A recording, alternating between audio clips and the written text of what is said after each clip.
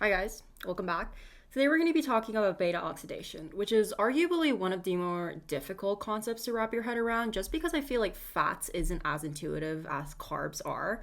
So, before we even get into the ins and outs of beta oxidation, I'm going to quickly talk about when beta oxidation happens and why beta oxidation happens. So, beta oxidation is basically the breaking down of your fatty acids into acetyl CoA molecules.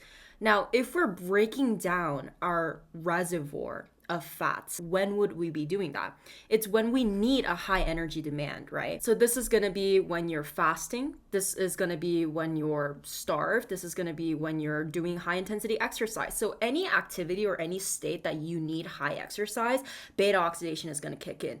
Beta oxidation is also going to kick in when you have low blood glucose. And instead of just memorizing these states, let me show you exactly why beta oxidation happens when we have low blood glucose, okay? So we're gonna start with the carbohydrate metabolic pathway, just a quick overview of it, and then why beta oxidation kicks in when glucose is depleted, okay? So whenever you're studying biochemistry, I want you to always start with pathways that you're more familiar with and then connect them to new pathways that you're learning, right? So I hope at this point that we're all familiar with what happens to carbohydrates on a very basic level, right? So we're gonna start there because we know carbs better than we know fats at this point, right? So you ingest glucose, or you ingest your starches, and your starches break down into glucose. So you ingest glucose, which turns into G6P, glucose 6 phosphate by hexokinase, goes through glycolysis to produce what? Pyruvate, right? And then this pyruvate molecule is gonna go into the mitochondria. And here, by PDH, pyruvate dehydrogenase complex, it's going to turn into acetyl-CoA. A lot of different pathways connect back to acetyl-CoA. So from glucose, we go through several processes to go to acetyl-CoA. That's all you need to know to understand this big picture concept, okay? Now, you don't just eat starches, right? You don't just eat sugars. You also eat fats. So this might be your cheeseburgers, your Kentucky Fried Chicken, etc. Like once you eat fats, these fatty acids are going to go through beta oxidation to become acetyl-CoA, right? Because why? Acetyl-CoA then proceeds to the citric acid cycle and then goes to the electric transfer chain, which produces energy in the form of ATP. Right? It synthesizes ATP. That's why increased acetyl-CoA always means more energy. Now, acetyl-CoA may also go through ketogenesis to become ketone bodies, but that's definitely a topic for another time. But just keep in mind that fats also contribute to the makings of acetyl-CoA to eventually generate ATP. So this should all click in your head in the sense that fatty acids are going to be broken down when we need more ATP in the cell. Now, why would this happen in low glucose levels? If this pathway isn't supplying acetyl-CoA at the rate our body needs, doesn't it intuitively make sense that beta oxidation would step in to substitute the lack of acetyl-CoA made by this pathway because we don't have enough glucose, right? That's what we mean when we say beta oxidation happens at low blood glucose levels. One important note is that this isn't necessarily an on and off switch. It's not like, oh, if this pathway is switched off, this pathway is going to switch on. These pathways are always happening in your body at this very second at all times. It's just a matter of which pathway is more upregulated by various molecules and which pathways are more inhibited, etc. So that's just a quick tidbit to keep in mind. Don't think these as on and off switches, okay? One more important note. Notice how I made a big point to say that pyruvate crosses the mitochondrial membrane to become acetyl-CoA, right? Same thing. Beta oxidation is happening in the mitochondria, and this becomes important in our discussion that's going to happen right now. So let's quickly look at what needs to happen for beta oxidation to happen in the first place. So you have your fatty acids in your body, right? So the fatty acids are going to diffuse into your cytosol. And then remember, beta oxidation needs to happen within the mitochondrial matrix. But fatty acids can't just cross the mitochondrial matrix like it's nothing, right? So we have this system of transportation to transport fatty acids into mitochondria. And that's what we're going to talk about right now. So this is the inner mitochondrial membrane, and this is the outer mitochondrial membrane. This is the cytosol, okay? Again, cytosol, mitochondria. Let's start. All right.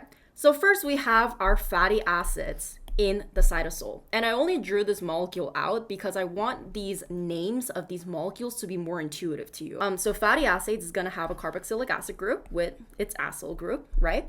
And then the first step of beta oxidation is converting fatty acids into fatty acyl-CoAs. So fatty acyl, what are your acyl groups? As a quick refresher, whenever you have a carboxylic group, if you kick this OH and you replace it with any kind of R group, then that entire group is referred to as an acyl group. Now, because we attached a coenzyme A to this part and we kicked the OH out, we kicked the hydroxyl out, that's why now it's called a fatty acyl-CoA. The enzyme that catalyzes this stage is called fatty acyl-CoA synthetase. Always look to name for function.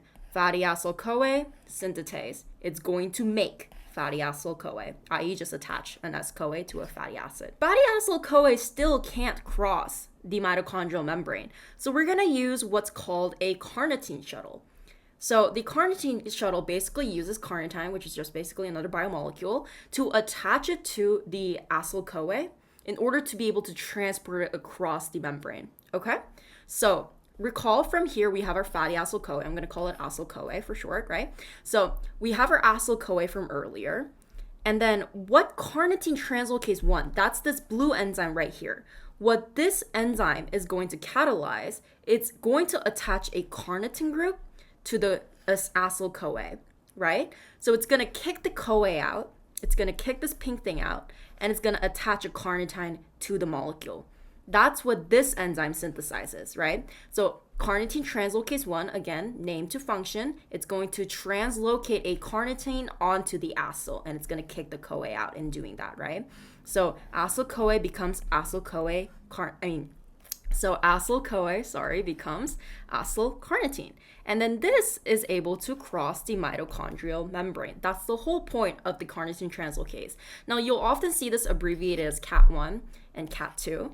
Now we have our acyl-carnitine within the mitochondrial matrix. Now we're inside the mitochondrial matrix. We can start beta oxidation, but we can't start beta oxidation with this modified version of the acyl, right? We want this version back, acyl-CoA, right? So CAT2, i.e. carnitine translocase 2, pretty easy to remember because 1, 2, right? Which is on the inner mitochondrial membrane, is going to catalyze the reverse reaction. So it's going to take acyl-carnitine and then it's going to convert it back to acyl-CoA. So it's going to attach a CoA back on, and this carnitine is going to diffuse across the membrane, right? To attach to another acyl-CoA to make acyl-carnitine, and it goes down. It's going to make carnitine again. It's going to go up, like et cetera, et cetera. So this entire cycle is called the carnitine shuttle for that reason. Now, if you take away anything from this, just remember that acyl-CoA needs the carnitine shuttle to be transported into the mitochondrial matrix, because do you see how it's formed again here, right? So acyl-CoA. Now, with our acyl-CoA, this is where we can start our beta oxidation. Now, it's really easy to get confused in all of these mechanisms and molecules or whatever the hell, but at the end of the day, it's a really simple process if you really just pay attention to it. Before we go into the reaction pathway, I want to quickly remind you, where's your alpha carbon? So you have your acyl-CoA, right? Take a moment, tell me where that alpha carbon is, right? Alpha is here, so we have the carbonyl carbon here bonded to the O, the oxygen, and then we have our alpha carbon next to it, and then we have our beta carbon next to it, right? It's okay if you've forgotten seemingly basic organic chemistry concepts, okay? But always try to make those connections back to your organic chemistry days. The subject is meant to build upon that knowledge in the first place, right? So again, reminding you that's your alpha and that's your beta. So why do I say that? All right, let's start. So we have our acyl-CoA that's successfully diffused across the membrane with the not diffused, that was transported across the mitochondrial membrane by the carnitine shuttle. So we have our acyl-CoA here. The first step is an oxidation. So acyl-CoA dehydrogenase. So it's going to take an acyl-CoA and it's going to dehydrogenate something. Remember, whenever we take away a hydrogen, we mean we're oxidizing it. So the electron carrier is super happy to just take a hydrogen away, which leaves us with a carbon-carbon double bond on the alpha to beta carbon, right? This characteristics makes this an enoyl, right? So we started with an acyl, now it's an enoyl because we have a double bond between the alpha and beta positions within the molecule. So we've oxidized our acyl-CoA molecule. Now we're going to hydrate our acyl-CoA molecule. The enzyme that's going to do that, enoyl-CoA, hydratase. It's going to hydrate the enoyl-CoA. So once you put H2O in it, here's a double bond. Recall your organic chemistry days. Where is it gonna go? So just visualize taking this and putting it upright, right? So this became this, and then because we just put water into it, it's gonna attach a OH group onto that bond, okay?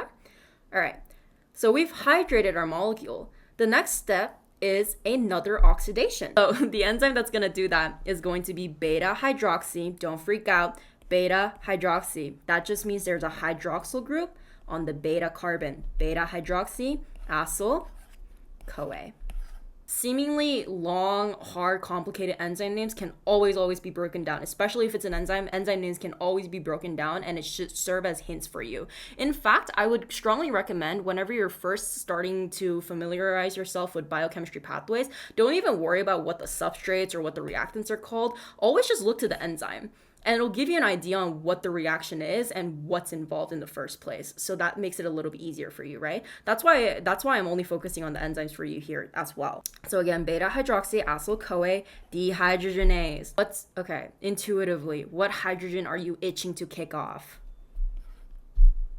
Please say that one. I'll be really sad if you don't say that one. That one, right? Yeah, that one. Exactly, Natalie. Yeah, that one. Okay. All right. So dehydrogenase. Again, NAD plus is elated to take that hydrogen away from you. It creates an electron carrier that moves forward, right?